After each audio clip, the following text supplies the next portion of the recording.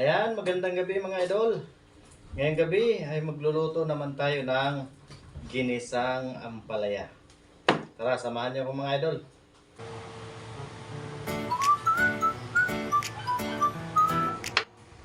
At maglagay na po tayo ng mantika. Pag mainit na, igisa na natin yung bawang.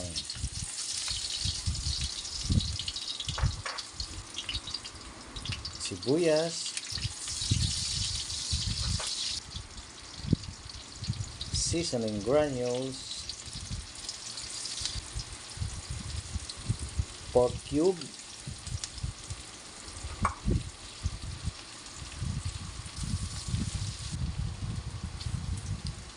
At kamatis.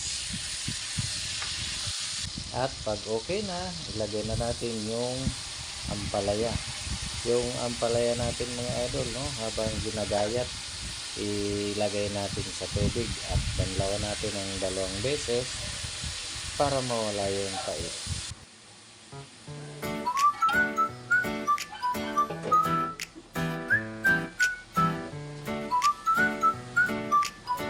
At maglagay tayo ng konting tubig para mabilis siyang maluto.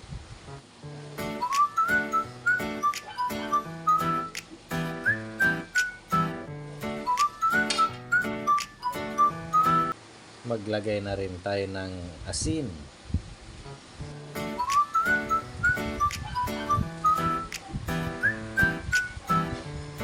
At syempre, hindi mawawala yung sili para pampagana.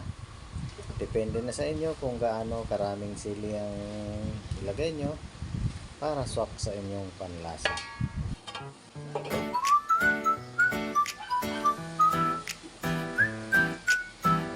At kapag okay na, maglagay tayo ng 3 pirasong boiled egg.